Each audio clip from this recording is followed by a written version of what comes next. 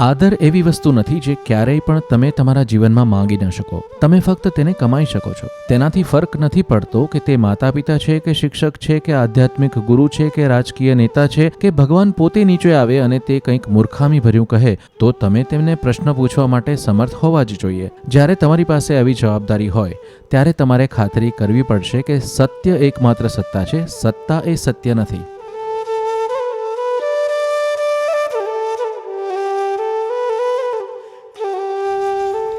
સદગુરુ, અમે તેમના પ્રત્યે અનાદર કર્યા વિના યોગ્ય રીતે સત્તા અધિકારીને પ્રશ્ન કરી શકીએ તે અંગે તમે શું સલાહ આપો છો? કેમ કે આપણને આપણા બાળપણથી જ વડીલોની આજ્ઞાનું પાલન કરવાનું શીખવાડવામાં આવ્યું છે, કેમ કે તેઓ વધુ સારી રીતે જાણે છે અને તેઓ સાચા હોય છે, પરંતુ તેઓ ફક્ત મનુષ્ય છે અને શક્ય છે કે તેઓ ખોટા હોય અથવા તેઓ નિર્ણય લેવામાં ભૂલ કરે. તો તમને શું લાગે છે? તો હું ફક્ત માતા પિતાના સંદર્ભમાં વાત નથી કરી રહી, તે રાજકીય નેતાઓ, વૈજ્ઞાનિકો કે નિષ્ણાંતો પણ હોઈ શકે છે. હું પણ આધ્યાત્મિક નેતાઓ પણ. પારંપરિક ઢબથી પરે જોવા માટે આપણે કેવી રીતે તેમને પ્રશ્ન કરી શકીએ? એ જ રીતે જે તમે અત્યારે કરી રહ્યા છો. અનાદર કર્યા વિના.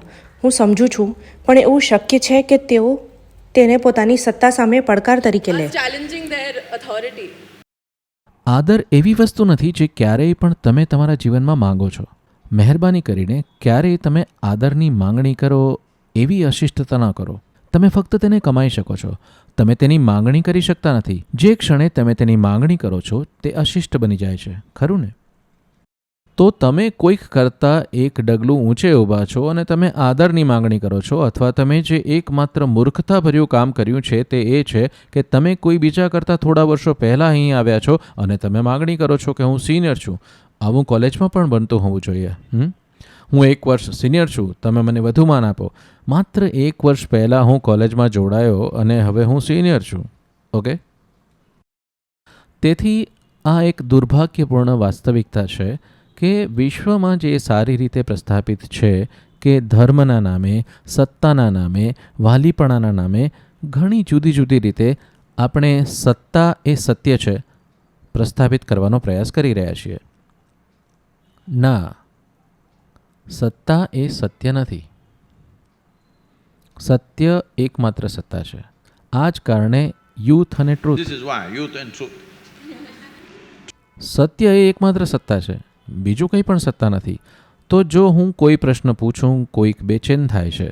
જો તમે કોઈ પ્રશ્ન પૂછો તો કોઈ બેચેન થાય છે, કારણ કે તેઓ જવાબ જાણતા નથી. ધારો કે તમે પરીક્ષા આપવા જાઓ અને પ્રશ્નપત્ર જુઓ, તમે કંઈ પણ જાણતા નથી. શું તમે બેચેન નથી થતા? તે જ રીતે તેઓ બેચેન થઈ રહ્યા છે, તમે કેમ સમજતા નથી? હેલો? જુઓ, તેઓએ તમને પ્રશ્નપત્ર આપ્યું, તમને કોઈ ખ્યાલ નથી, તો શું તમે બેચેન થશો કે નહીં? તેથી તેઓ પણ બેચેન થઈ રહ્યા છે. તેથી તમારે સમજવું જ જોઈએ અને થોડા દયાળુ બનવું જોઈએ. જ્યારે તમે પ્રશ્ન પૂછો અને કોઈ બેચેન થાય એનો અર્થ કે સ્પષ્ટપણે તેમની પાસે જવાબ નથી, તો તમારે દયાળુ, કાળજીવાળું બનવું જ જોઈએ, કેમ કે તેઓ તમારા સિનિયર છે. તેઓ તમારા પહેલાં અહીં આવ્યા છે, પરંતુ તેઓ તમારા કરતાં વધુ શ્રેષ્ઠ નથી, તેથી તેઓ થોડા બેચેન થઈ રહ્યા છે. કૃપા કરીને તેમના માટે રસ્તો બનાવો. અને શું કરી શકાય? તેઓ તમારાથી થોડા મોટા થઈ ગયા છે, પરંતુ તે જ સમયે કોઈએ તેમને વશ થવાની જરૂર નથી. તે ઠીક છે, લોકોનો સામનો કરવાની જરૂર નથી. પહેલાં તો પ્રશ્ન એક સાધન છે. પ્રશ્ન એ થોડા ઊંડા ઉતરવાનું એક સાધન છે. શું એવું નથી? Hello? પરંતુ મુદ્દો સાબિત કરવા માટે જો કોઈ પ્રશ્ન પૂછે તો તે સારું નથી. તો ફક્ત તમારો મુદ્દો સાબિત કરવા માટે તમારા માતા પિતાને અથવા બીજા કોઈને પ્રશ્ન પૂછશો નહીં. ના, પ્રશ્ન એટલે પૂછો કેમ કે તે એક વાસ્તવિક પ્રશ્ન છે. તો લોકો મને પૂછતા હતા, સદગુરુ, આપણે કેવા પ્રકારના પ્રશ્નો પૂછી શકીએ, શું ના પૂછી શકીએ? મેં કહ્યું, તમારી પાસે ભલે સૌથી મૂર્ખ પ્રશ્ન હોય, જો તેનું તમારા માટે કંઈક મહત્ત્વ છે તો તેનું મારા માટે કંઈક મહત્ત્વ છે. જો તેનું તમારા માટે કંઈ પણ મહત્ત્વ નથી તો આવી મૂર્ખ વસ્તુઓ પૂછશો નહીં, કેમ કે તેનો મારા માટે પણ કોઈ અર્થ નથી. પરંતુ જો તે તમારા માટે કંઈક મહત્ત્વપૂર્ણ છે, કદાચ તે એક મૂર્ખ પ્રશ્ન હોય, કોઈને લાગે કે તે એક મૂર્ખ પ્રશ્ન છે, પરંતુ તેનું તમારા જીવન માટે કંઈક મહત્ત્વ છે, તો તેનું મારા માટે ઘણું મહત્ત્વ છે. તો કૃપા કરીને ખાતરી કરો કે તમારા પ્રશ્નો વાસ્તવિક છે. પછી ભલે તમે માતા પિતા અથવા રાજકીય નેતા અથવા આધ્યાત્મિક નેતાને પૂછો, તમે પ્રશ્ન કોને પૂછો છો તેનાથી કોઈ ફરક પડતો નથી. જ્યારે તમે કોઈ પ્રશ્ન પૂછો છો ત્યારે તમારે સમજવું જોઈએ પ્રશ્ન પૂછવા પાછળનો હેતુ તમે જે જાણો છો તેનાથી તમારી જાતને વિસ્તૃત કરવાનો છે, એવા પ્રદેશમાં પ્રવેશવાનો છે જ્યાં તમે કંઈ જાણતા નથી. તે પ્રશ્ન પૂછવા પાછળનો ઈરાદો છે, પરંતુ તમે તેમને મૂર્ખ સાબિત કરવા માટે પ્રશ્ન પૂછો છો તો પછી કદાચ તેઓ ગુસ્સે થશે. તમે હવે તેમના પ્રદેશમાં પ્રવેશી રહ્યા છો. પરંતુ તમારે તમારા જીવનમાં ખાતરી કરવી પડશે, કેમ કે તમારું જીવન ફક્ત તમારા જીવન વિશે નથી. તમે તમારું જીવન કેવી રીતે ચલાવો છો તેના પર આ વિશ્વની પ્રકૃતિ નક્કી થશે. શું એવું જ છે ને? જ્યારે તમારી પાસે આવી જવાબદારી હોય ત્યારે તમારે ખાતરી કરવી પડશે કે સત્ય એકમાત્ર સત્તા છે. સત્તા એ સત્ય નથી.